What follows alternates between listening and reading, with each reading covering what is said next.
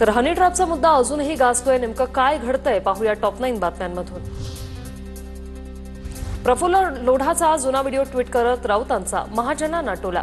शिवसेना जमीनदोस्त करणाऱ्यांना हा व्हिडिओ अर्पण अशी व्हिडिओला कॅप्शन आहे. हनी ट्रॅप प्रकरणात पुरावे असल्याचा व्हिडिओत लोढाचा दावा आहे. एक बटन दाबलं तर काय होईल, महाजन तुम्ही जमीनदोस्त व्हाल, असा या व्हिडिओतून दावा करण्यात आलाय. प्रफुल्ल लोढा सर्वपक्षीय कार्यकर्ता. गिरीश महाजनांनी फोटो दाखवले. पवार ठाकरेंसह जयंत पाटलांसोबतचे फोटो महाजनांनी दाखवले.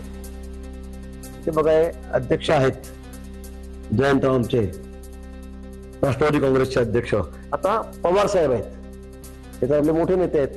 त्याच्यासोबत अशी चर्चा करतो की आता काय करतात काय काही समजतच नाही मला. कसं म्हणजे इतकी गहन चर्चा दोघांमध्ये त्या ठिकाणी रस्त्याने चालताना झालेली आहे.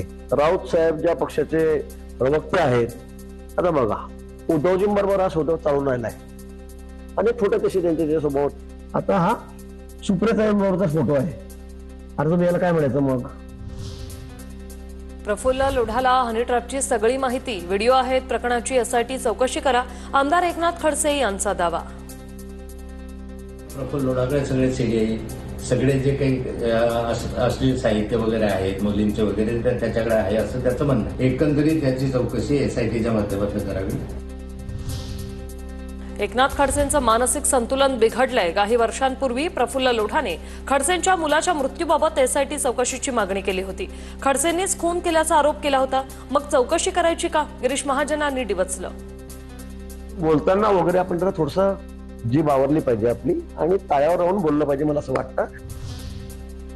हनी ट्रॅप प्रकरणी मुख्यमंत्री फडणवीसांचं वक्तव्य. विरोधकांच्या आरोपांना दिलं उत्तर. कुठलेही पुरावे द्यायचे नाहीत, नुसते हवेत बोलत राहायचं, वायफळ चर्चेला उत्तर द्यायला वेळ नाही, अशी प्रतिक्रिया. काही लोढा आहे, याचे सगळ्यांसोबत फोटो आहेत. शरद पवार साहेबांसोबतही आहेत, सगळ्यांसोबतच फोटो आहेत. हे असल्या फोटोने काय होत नाही. बघा, मी विरोधी पक्षात होतो, जेव्हा आरोप केला पुराव्यासहित केला, एकही आरोप परत घ्यावा लागला नाही, एकही पुरावा खोटा ठरला नाही. याला विरोधी पक्ष म्हणतात. हनी ट्रॅपचे सूत्रधार फडणवीसांच्या मंत्रिमंडळात सभागृहातही त्यांच्या बाजूलाच बसले होते. प्रफुल्ल लोढाचे मुख्यमंत्री देवेंद्र फडणवीसांसोबतही फोटो. हा भाजप नेत्यांचा हस्तक. संजय राऊत यांचा मोठा आरोप.